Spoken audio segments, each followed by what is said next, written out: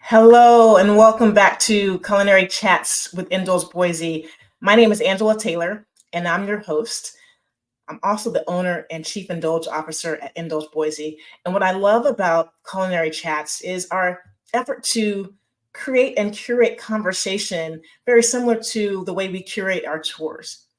On our tours, we try to embark on like a really delectable journey through Boise and Idaho's culinary landscape. And today on Culinary Chats with Indulge Boise, we're going to do the same. We're going to take this little journey through Idaho's culinary scene from farm to fork, if you will, guided by the brilliant minds that are really shaping the evolution of the culinary industry here in Idaho. So we're going to talk about innovative chefs, restaurateurs, passionate brewers, and dedicated farmers.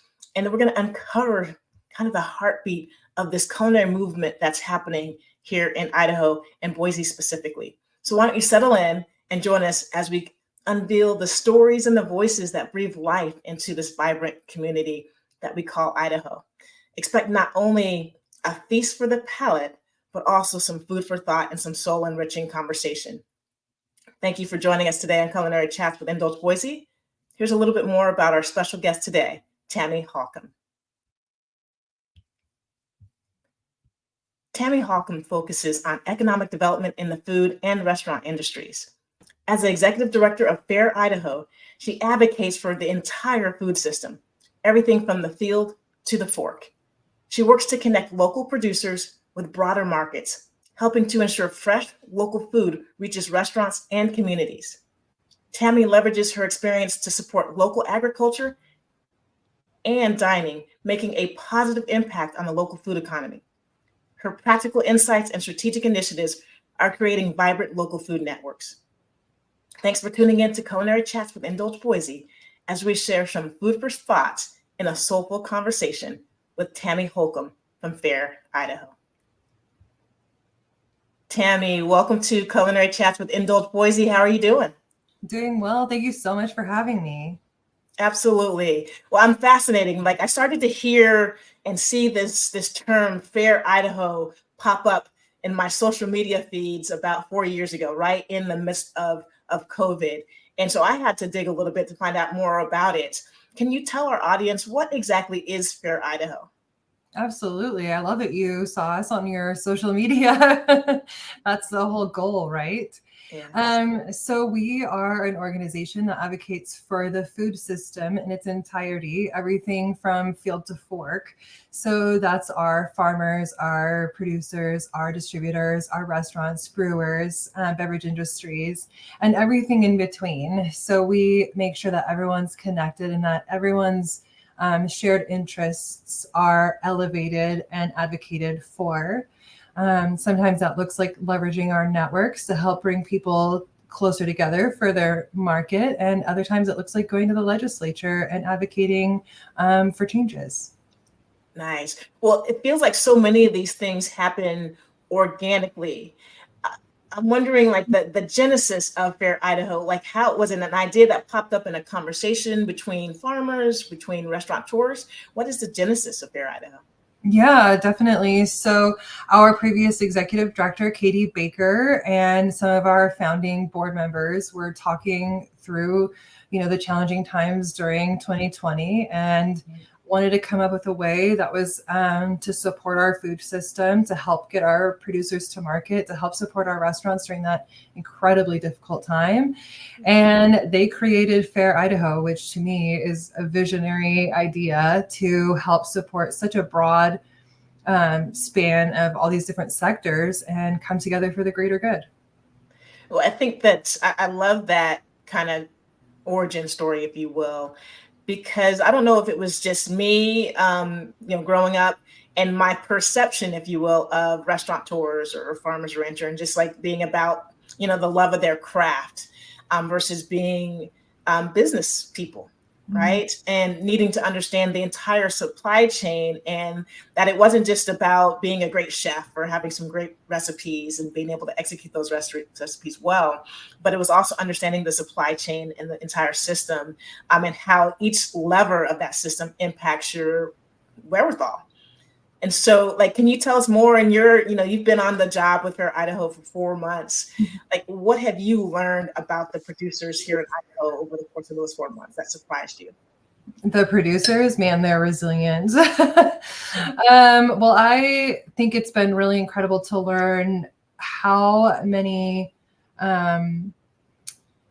hurdles they have to overcome to get to market. And then what that looks like at each stage of getting to market can be very different. So a small mom and pop farmer, hobby farmer, getting to market, that might look like going to a farmer's market or selling on the RICO platform. For others, that may be like providing for restaurants, and that's a little level up. It's a scale up from that hobby farmer. And then it can go to the greater markets, into distribution where they provide for wholesale. And then, of course, the commodity market, which goes as an export. It's all over the country and the world. So depending on where these producers are at, they have different hurdles in each stage. And to me, coming in from economic development, I always thought it was like, oh, there must be all these platforms people can just connect. It would be so easy because, we've been growing food since the beginning of time. Yeah. So you would think that there were all these platforms with which to get all of our producers to market. And there's nothing. There's very little to get, especially our smaller producers, to market. So I think that's really where FARE fills that gap, and hopefully we can help provide that service. Well, I definitely want to dig into that gap in the market because it's really fascinating. But you mentioned like your background coming from economic development to FARE Idaho. And so I'm curious, transitioning into your role as executive director at FARE Idaho during such a pivotal time. Like we're coming out of COVID and what everyone kind of felt with COVID. And it feels like we're trying to figure out what the new normal is in the culinary industry. But this really is a pivotal time for the food industry. And it has to be both exciting and challenging for you as you are newly in this role. I'm curious what inspired you actually to take on this role and what your vision for the future of FARE Idaho is. Sure. Well, this is honestly a dream job for me. If I always say, I've been telling all my friends and everyone that asks, how's the new job? How's the new job? If I could have created a job for myself, this would absolutely have been it. This is where I wanted to be, is to be within the system of protecting our farmland and helping our producers and getting people to market and supporting small businesses. This is like the culmination of all my experience. And I just am so excited to be here. I think taking economic development and applying it to the FARE Idaho mission makes so much sense, because ultimately food systems are about a robust local economy. So for me, I tend to take almost all of the things that I've learned in my years in economic development and apply them in different ways in this role. Sometimes they look a little government-y. Like I actually just rolled out an initiative for an RFP process, a request for proposal, because in the government world, if you are looking for a contractor, you go out for RFP. You have to go out and get quotes, and you have to figure out who's going to be the most affordable within those quotes. So I thought it would be advantageous to apply that for our restaurateurs who are looking for local farms, but maybe don't have time to call every single producer within their area or even know who's providing what. So through FARE Idaho, they can enter into the RFP process. We provide the documents. We then send it out for them. We help get all the producers to the table for this restaurateur to then select who they need to go through, whether it's one or many, for the different items they're looking for. So sometimes, government is government-y and slow and and cumbersome, but sometimes we could take those ideas out of there and apply them in a more practical way. So that's what I hope to be able to do and help strengthen our local economies through our food system. What has been the response, right? When you get industry that has had, practices that have taken place over decades and generations, and now you introduce something as new as the RFP process. Has there been any friction? How has the onboarding of the restaurateurs and the producers been? so far. It's been really well received. We had a catering business look for a very specific meat, and we were able to go through that RFP process to get them several offers from several different producers across the state. So they were able to make that decision for themselves. We don't get into their decision making. That's for them to make, but we facilitated bringing all those people together so they could create that connection, and it worked out for everyone. Kept our food here local in Idaho and provided the food that the gals needed to make the best dinner. Well, all of this is happening somewhat behind the scenes. Like, so you understand the system and the structure and the chain. Certainly those that are in it understand. But do consumers understand this? And if not, what do you need us to know, for those of us that, whether we're going to grocery stores, to farmers markets, or to restaurants, what do we need to know so that we can actually be better supporters and advocates for those that are in the food industry? I love that question so much, because you don't know what you don't know, right? I didn't know coming into this role just how inaccessible some of this stuff was. And, you think when you go to the grocery store, well, this must have been grown semi-locally, like maybe you don't think it was grown directly in your state, but you figure it came from a region nearby, and that's not necessarily the case. If you're looking for fresh local food produced here in Idaho, and I hope everyone is looking for that, there's a lot of ways that they can access it. Primarily, they're farmers markets, between the farmers markets times, which is usually April through October. That's a fantastic way to meet your neighbor. Those are your neighbors growing food in your backyard. Those are people in your community that are growing food. So that's a really wonderful way to support those people. We have a platform that we've partnered with, which is RICO. They are an online platform very similar to Etsy. That's why I keep describing it. It's like Etsy for producers. So Great analogy. To me, that's accessible because I'm like, oh, okay, I know exactly how to purchase things on Etsy. Exactly. So you could go purchase your salad produce that you're looking for locally, or whatever you're looking for. It could be empanadas. It can be a million things you're looking for.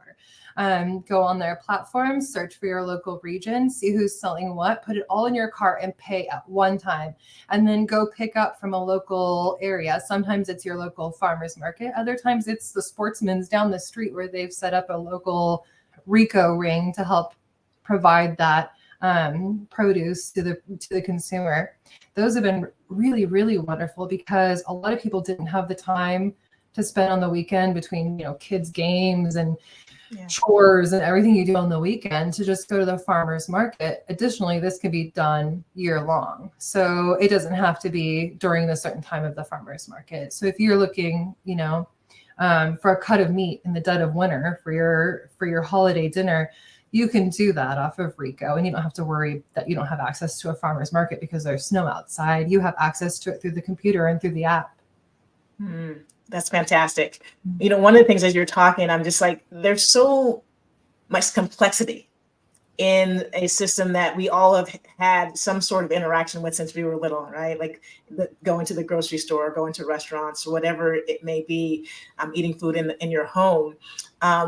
And the nuances are things that we don't understand. So I appreciate the work that you are all doing, and just like your effort right now on Culinary Chats with Indulge Boise to deconstruct what it is, to give us a clearer picture of how we play a role in this system as much as others do.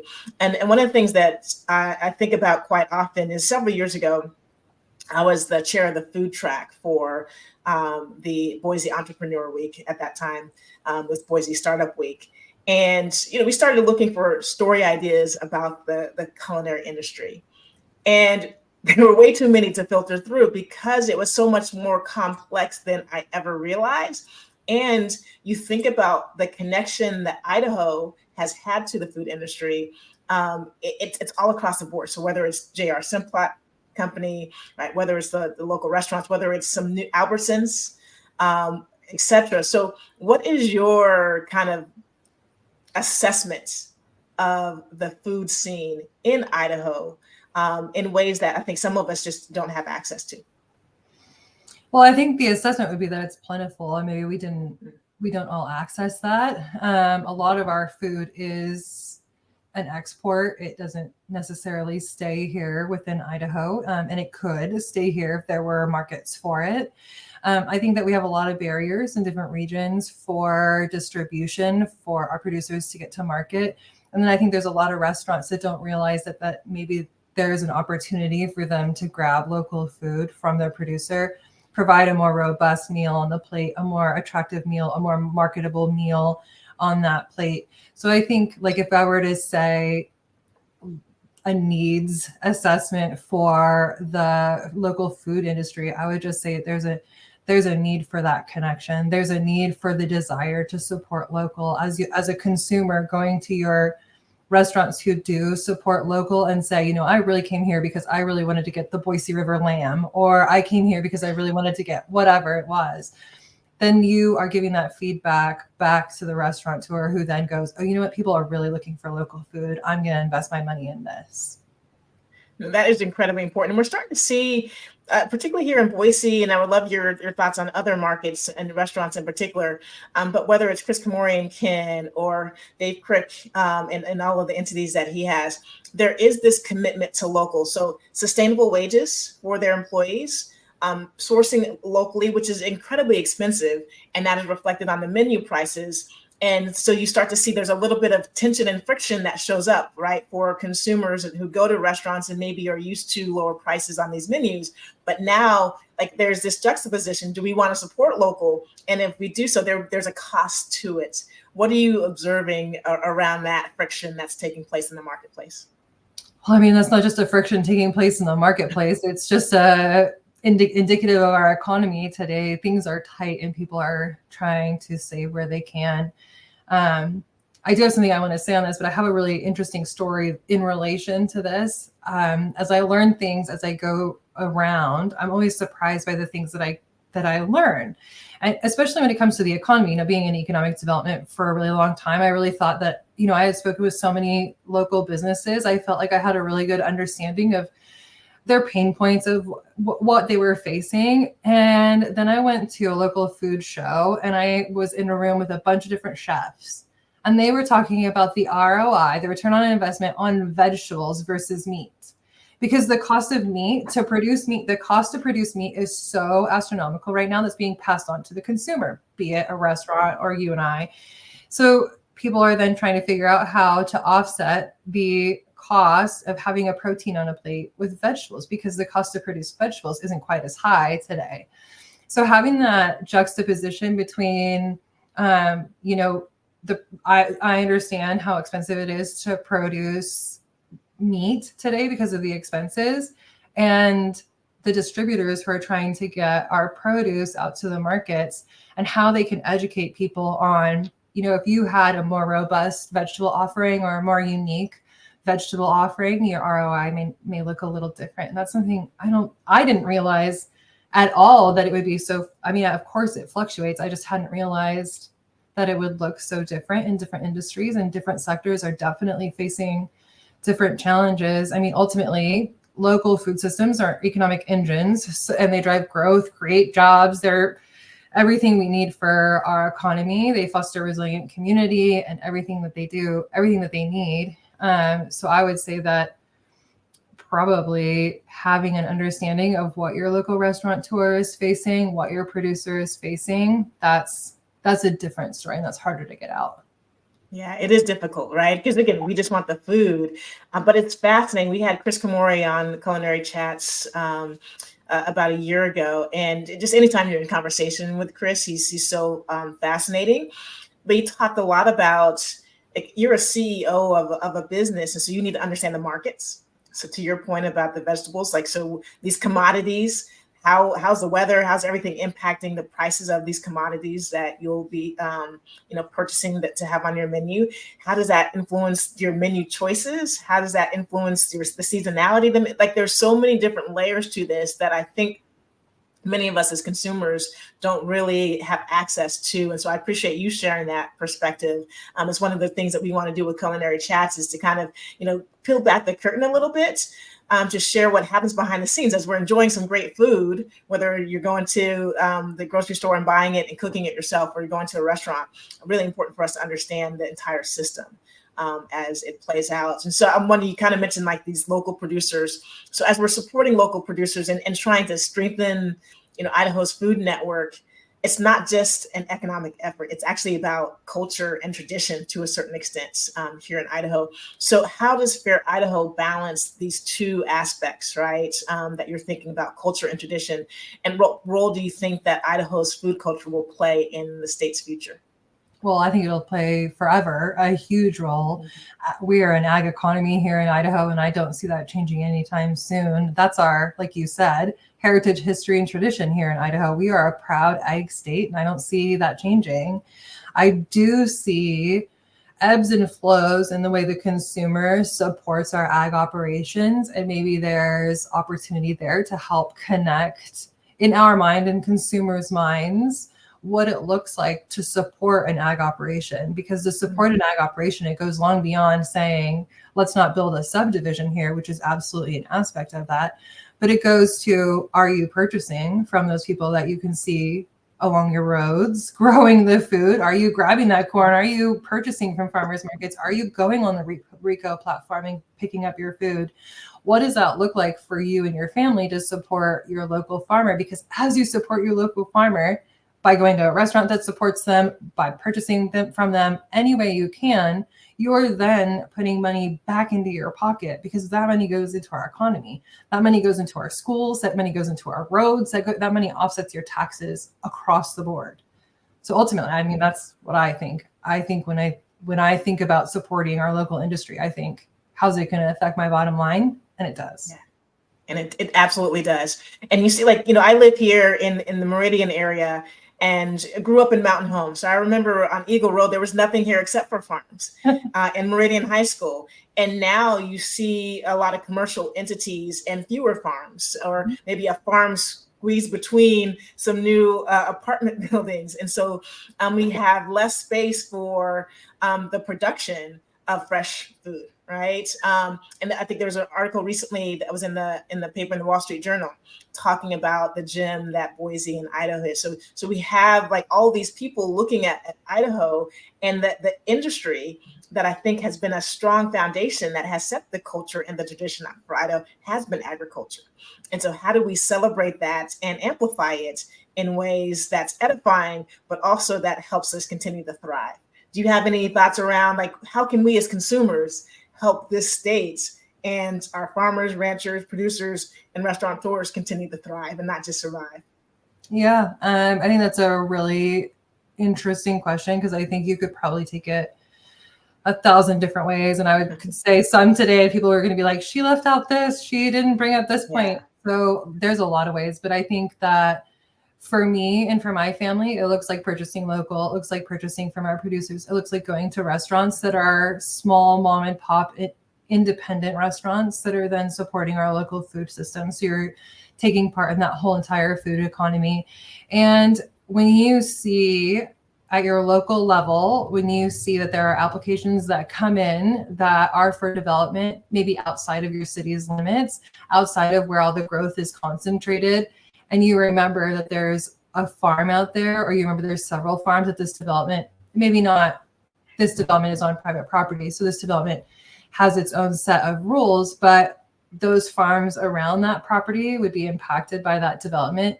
It would be really nice if the local residents got involved in that process and asked questions to see whether or not it actually fit within that community, because sometimes it does and sometimes it does not. Yeah. Well, and you're on the front lines of what's happening in this industry. So I always like to ask, what's a story that's not being told that we need to explore a little bit further? Gosh, I mean, I think that the story that's not being told is how much of this is community. How much of this is your neighbor helping your neighbor. I went out and I talked with a couple farms and ranches out in Owyhee County last month, and every single one of them was saying the exact same thing. But that's my neighbor. Of course I go help them out. Oh, did my neighbor lose their chickens? Well, I'm going to help them out. Oh, does my neighbor need us to take their stuff to the farmer's market because they're unable to help? I'm going to help them because we are a community here, because we're Idahoans here, because we support each other here, because this is about a neighbor helping neighbors. And on a larger scale, we can apply that to ourselves as consumers and remember that when we see those products in the store and we can go, oh, I know them because they're over, off of Ustick or whatever, you can say, I'm going to support them because they're my neighbor. Whether you know them or not, they're still your neighbor. They're still your community. Yeah, I think we can all talk about that more. It's community. It really is. And one of the reasons that I launched Indulge Boise and the food tours was trying to figure out a way how to connect people. Right? It felt like we were disconnected in this kind of social media society that we're in. And I'm about storytelling and connections. And what I was trying to find, like, what's at the root of connection and food?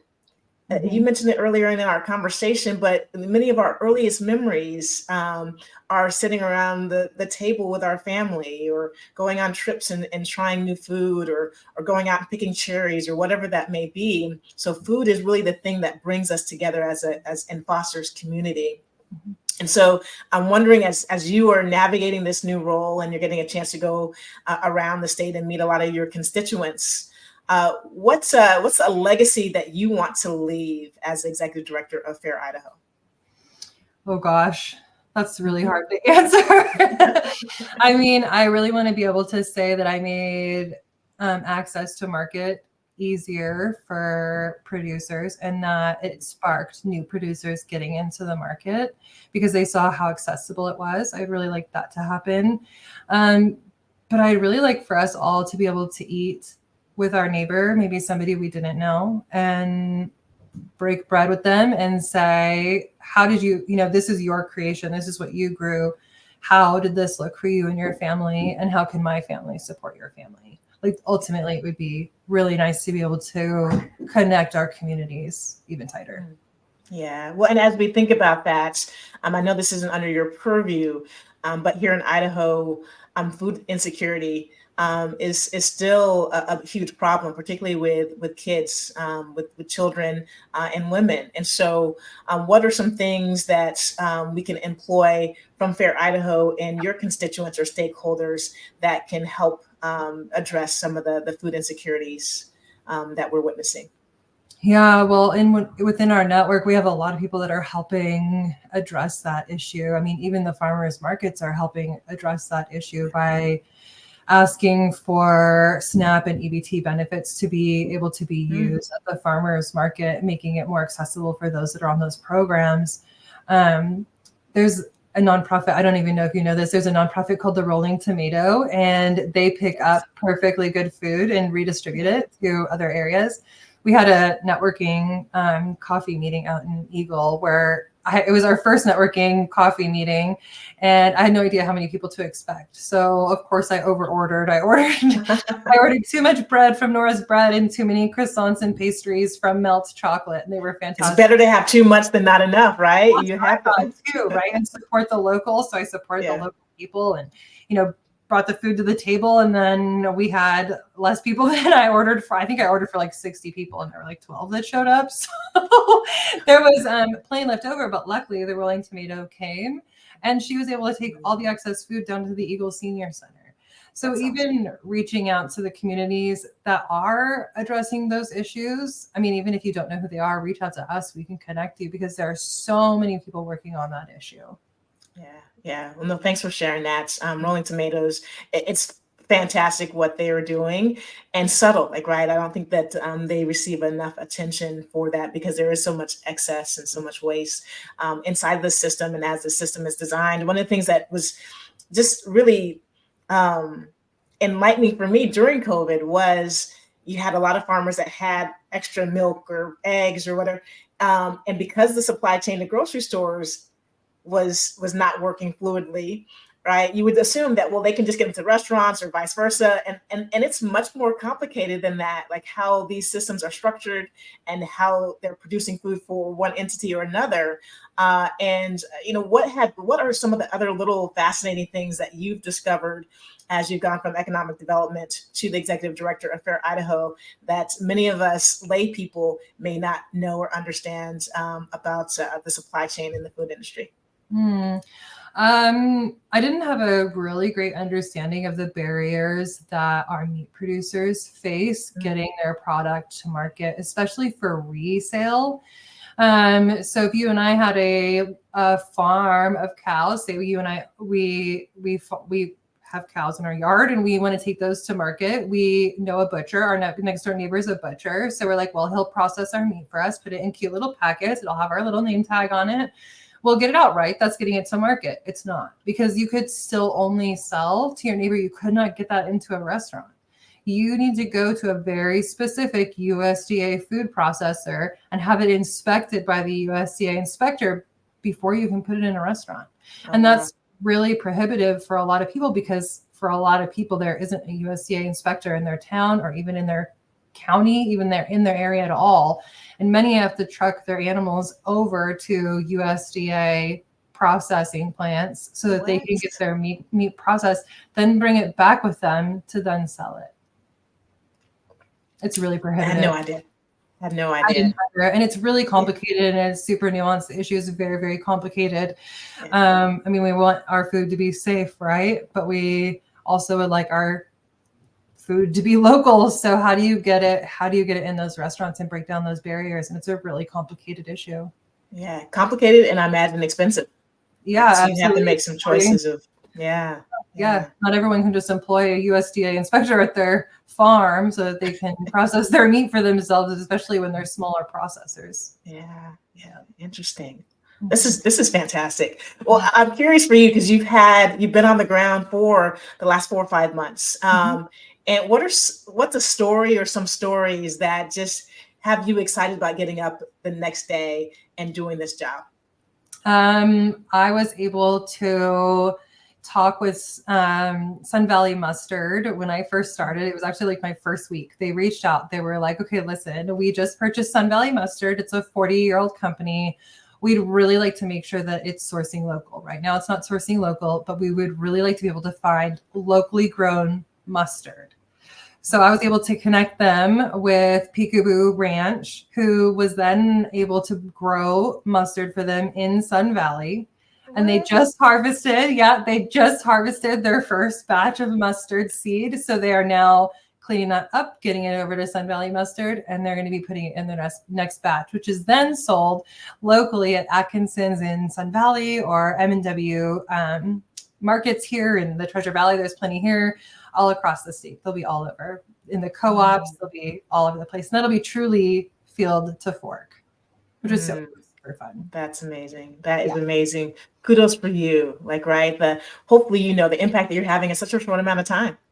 I hope on the job. That's incredible. Thanks. It's been fun. It's been so much fun hearing these stories and seeing where we can help. Yeah. Well, what gets you up in the morning?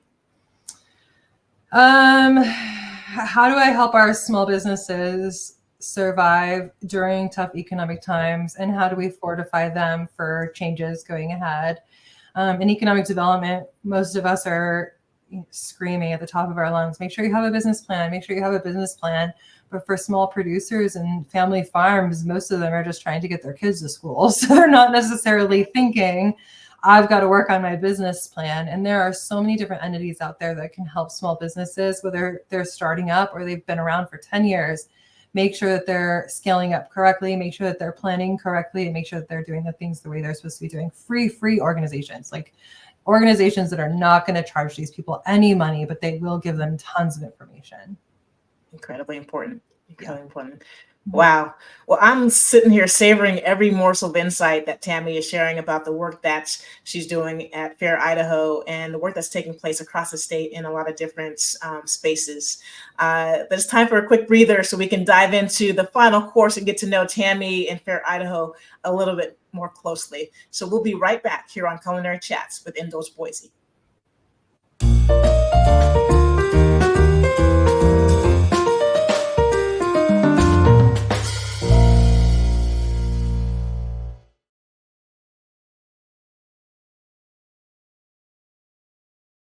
We're here with the incredible Tammie Halcomb from FARE Idaho, who's been sharing their extraordinary culinary journey from economic development to already having an impact. I love the story that Tammie just shared about Sun Valley Mustard.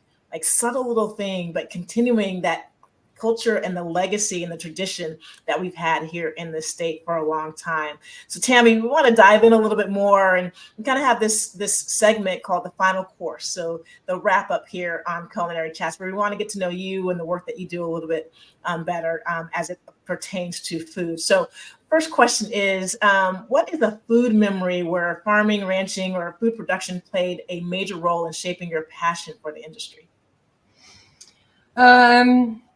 Gosh, that's such a hard question. When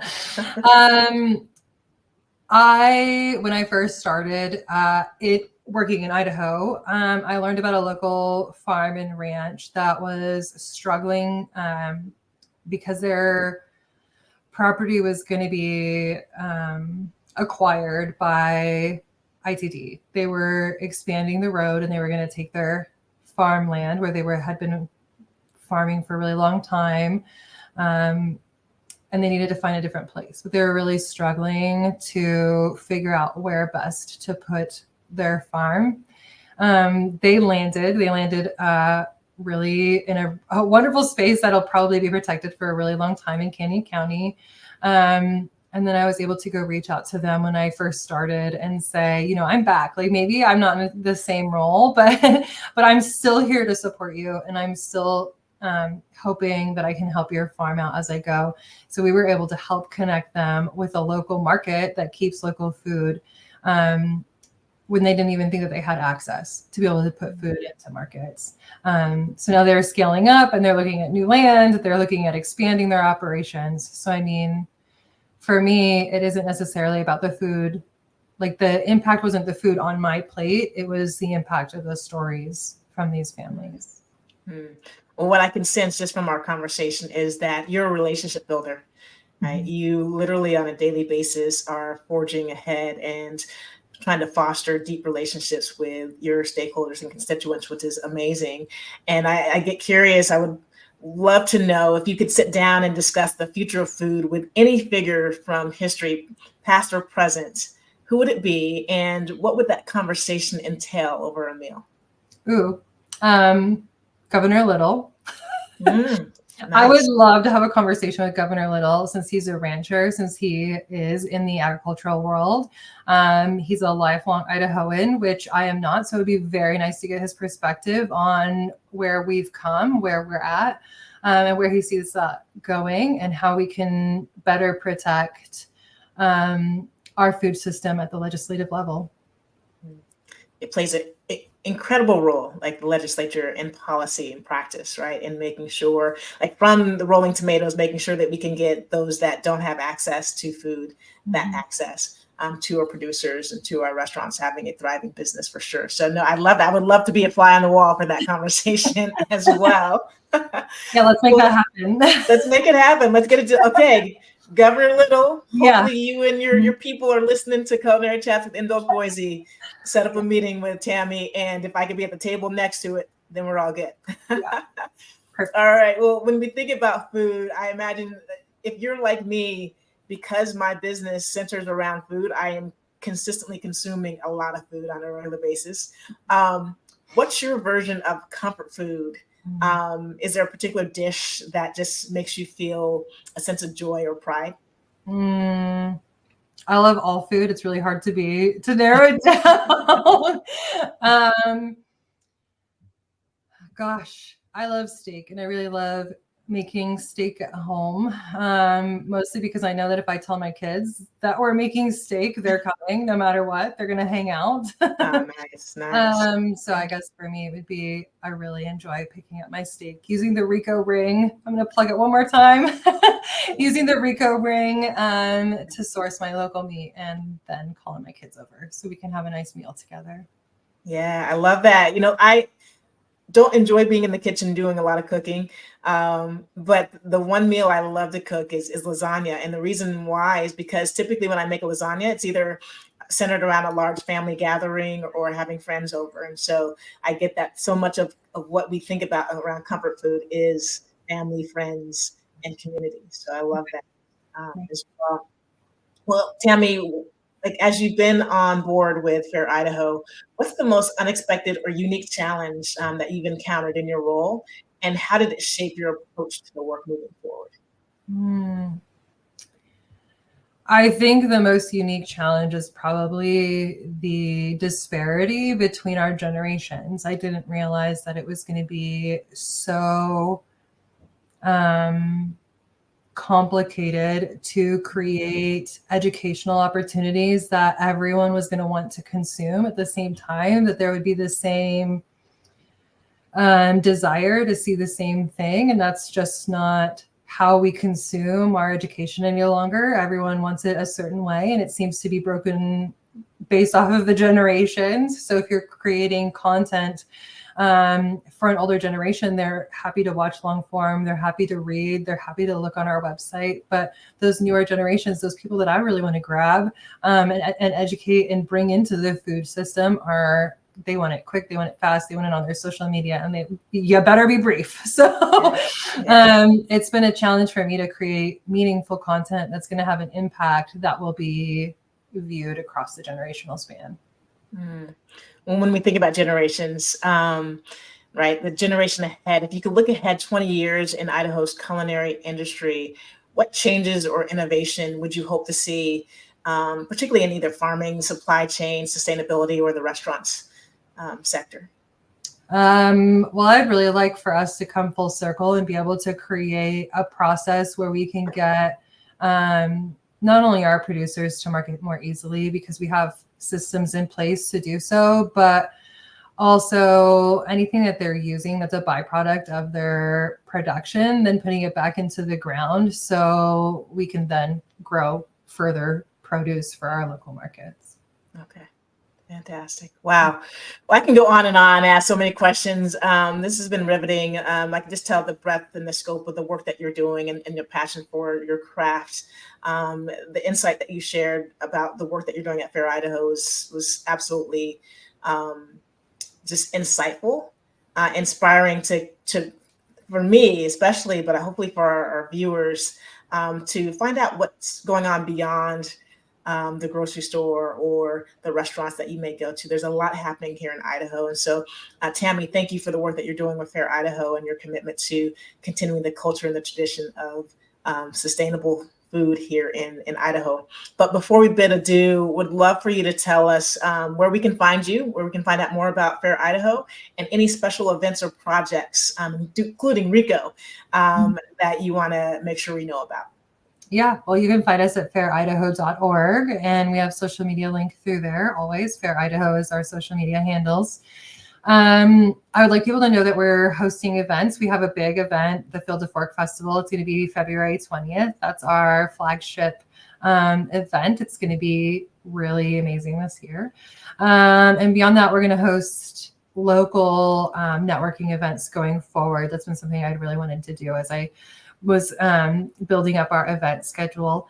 And the RICO Ring event, the RICO Ring application is visible on our website. You can go to our website and find it's under resources and find RICO. And then you can just search on there your next meal.